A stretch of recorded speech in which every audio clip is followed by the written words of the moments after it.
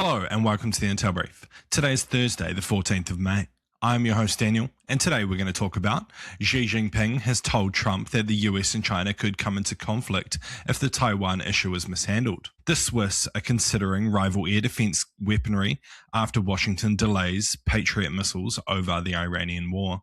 And France has probed whether an Israeli firm called BlackCore interfered with local elections. So firstly, Chinese President Xi Jinping has told Donald Trump that their countries could come into conflict if the issue over Taiwan is mishandled, Chinese state media has said. According to state broadcaster, Xi said the Taiwan question is the most important issue in US-China relations. If mishandled, the two countries could collide or even come into conflict, pushing the entire China-US relationship into a highly perilous situation. China also restated on Wednesday its opposition to a recent US weapons deal with Taiwan. China claims the self-governed Taiwan is part of its territory and says it must be unified with the mainland. It has intensified military activity and drills around Taiwan in recent years, most recently in December 2025 when China simulated a blockade of Taiwan's ports. Over time, China's rhetoric has changed from preventing Taiwan's independence to actively promoting reunification. For its part, the US continues to support Taiwan politically and militarily. So what? It's not really a surprising statement to make, as most analysts point to next year as being a bit of a crunch time for the Taiwan issue, especially when it comes to Xi Jinping, as some analysts point to this as the year where China may attempt military action to force reunification. But I think it's unlikely to change the course of the US. They've been pretty clear throughout, even Trump's presidency, that they're willing to support Taiwan, whatever it takes, especially when it comes to providing pretty advanced weaponry, especially that from Anduril around drones and other new weapon tech, which is pretty cool and something that's well worth having a look into. Yeah, but it's going to be interesting to see what comes out of this trip. I think most of it is attempting to be around diplomacy and economic interests, but, economic interests and military activity generally go hand in hand. And next, Switzerland said on Wednesday that it will look into whether buying air defense systems from other suppliers after the United States informed it that the long-delayed Patriot missile systems will be held up even further due to the war in Iran. Switzerland ordered 5 Patriot missile defense systems in 2022 with an initial expectation that they would be delivered around 2026 to 2028, a timeline that has already slipped by 4 or 5 years because of the war in Ukraine. So what?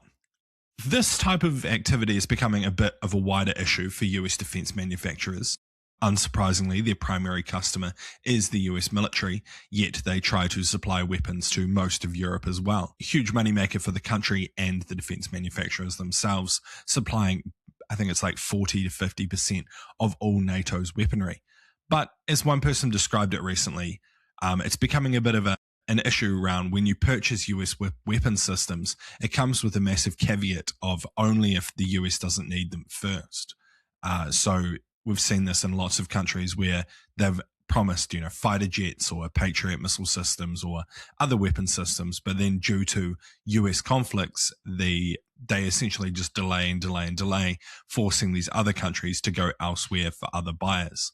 I think this could help European defense manufacturers grow. I think that is something that Europe and European NATO partners need to focus in on, some domestic weapons production, especially when it comes to high-tech systems such as air defense, especially looking at lower cost air defense systems that cost a lot less to take out missiles and drones due to, the way the war's going, especially around drones, taking them out for less money than, $100,000 or something ridiculous. And lastly, French authorities are examining whether foreign interference campaign aimed at a hard left party ahead of March's municipal elections was carried out, at least in part, by an obscure Israeli firm called BlackCore, according to 3 sources familiar with the matter. French intelligence agencies are now investigating on who may have commissioned the alleged BlackCore campaign to smear 3 France unbowed candidates in a campaign that included deceptive websites and social media accounts alleging criminal activity, as well as disparaging ads, 2 of the sources said. So what? I've made a YouTube video on this and I've said it quite a few times on this podcast, but I definitely think we're in the middle of an kind of information warfare. Um, the amount of propaganda, the amount of like conflict being played out online. I mean, even down to like the social media accounts that I run.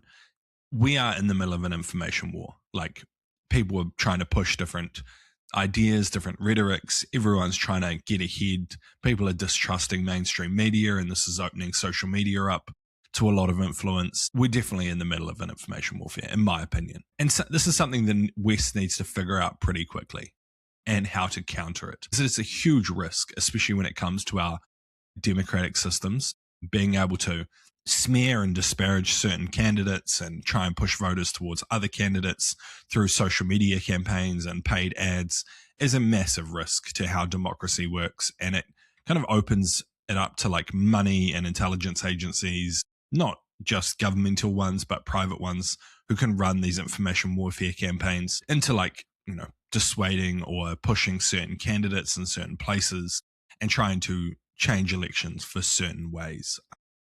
It's a pretty significant risk, in my opinion, and something that the West really needs to figure out. Though it's an extremely difficult thing to do, especially with the way trust around governments and mainstream news media goes. So, it's a very tough thing to solve, I will not deny.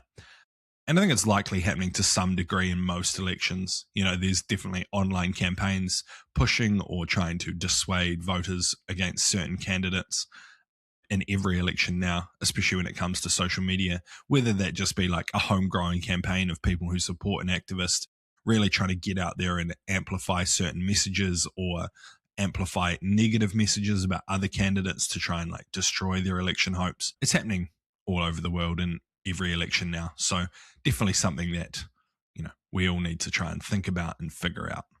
But anyway, that's been the Intel Brief. I've been your host, Daniel, and I'll see you again tomorrow. See you.